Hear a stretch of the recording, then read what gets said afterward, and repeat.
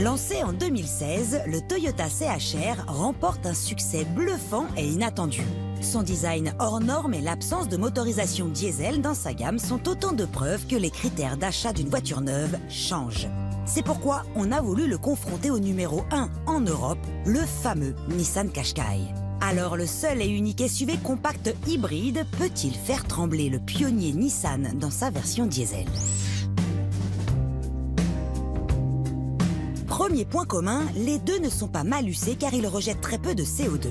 Je commence par ce point commun pour vous rassurer. Eh ben oui, parce que vous vous dites sans doute que Automoto a complètement perdu la boule pour comparer un diesel à un hybride. Mais non, 0 € de malus, ça reste un critère hyper important dans l'achat d'une voiture aujourd'hui. Aussi étonnant que ce soit, diesel, hybride, 0 malus. Eh bien pour autant, ça reste quand même au volant de ce CHR qu'on a le plus le sentiment de respecter la planète. Et pourquoi? Eh bien parce qu'on roule dans le plus grand des silences. En revanche, à bord du Qashqai diesel, on n'a aucunement l'impression d'épargner la planète. La faute au bruit de la motorisation. Pourtant, 99 grammes de CO2 rejetés, c'est seulement 12 grammes de plus que l'hybride, presque rien en soi. Quant à la consommation, durant notre essai, elle ne dépasse pas 6 litres pour ces deux SUV, ce qui nous amène au budget. Le Nissan est un peu plus cher, cette différence de 1 850 €, vous la rentabiliserez avec un carburant moins cher, mais plus pour très longtemps. Reste que seul le CHR prend soin de vos poumons avec un taux d'oxyde d'azote 2291 fois moins important que celui du Nissan.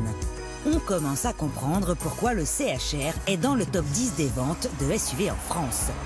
Et son design y est aussi pour quelque chose. Complètement décalé, il ne laisse personne indifférent.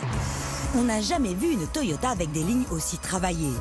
Le Qashqai, en face, paraît bien fade et banal, même s'il est bien plus joli que l'ancienne génération. Alors ce qu'on aime le plus sur ce Toyota, eh bien c'est son allure de coupé là, avec cette poignée de porte là haut perché. Alors on aurait pu croire d'ailleurs que ça pénalise l'espace intérieur, mais non. On découvre un intérieur étonnamment spacieux. Même la garde auto là est correcte. Alors le seul hic, cette ceinture de caisse là hyper haute, une évidence, vos enfants ne pourront pas admirer le paysage aussi bien qu'à bord du Qashqai. Quant au Nissan, il tient ses promesses, c'est une vraie familiale spacieuse et son coffre est bien plus grand que celui du CHR, 60 litres de différence, c'est une grosse valise. Une fois sur la route, ça se complique un peu, enfin surtout pour le CHR. Alors rouler en hybride, c'est juste super sympa, moi j'adore. Mais souvent ce qu'on peut reprocher à ces petits moteurs, c'est le manque de reprise. Alors mon caméraman est là, juste à côté, dans le CHR. On va se mettre tous les deux à 90 km/h et appuyer sur le champignon. 3, 2, 1, c'est parti. Voilà, je l'ai déposé. C'est ça la force des petits diesels, c'est la reprise. Pour autant, ce sont tous les deux de super bons rouleurs, bien amortis, un roulis quasi absent, confortable, une insonorisation correcte, équipés tous deux de l'armada de sécurité passive et des dernières technologies. Alors l'intérieur de ce Qashqai, il a fait un bond en avant par rapport aux anciennes générations.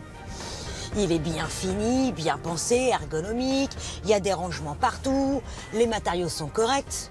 Mais sincèrement, qu'est-ce que c'est triste par rapport à l'intérieur du Toyota CHR. Dans le Toy, c'est simple. Le design de la planche de bord est aussi extravagant que son design extérieur. Réaliser ce comparatif nous a appris que l'on pouvait rouler différemment. Le Qashqai reste une référence, mais le CHR offre les mêmes prestations et une capitale en plus qui lui fait gagner ce comparatif. Il protège notre santé. D'ailleurs, Toyota a annoncé qu'ils arrêtaient définitivement les moteurs diesel sur leurs citadines et SUV.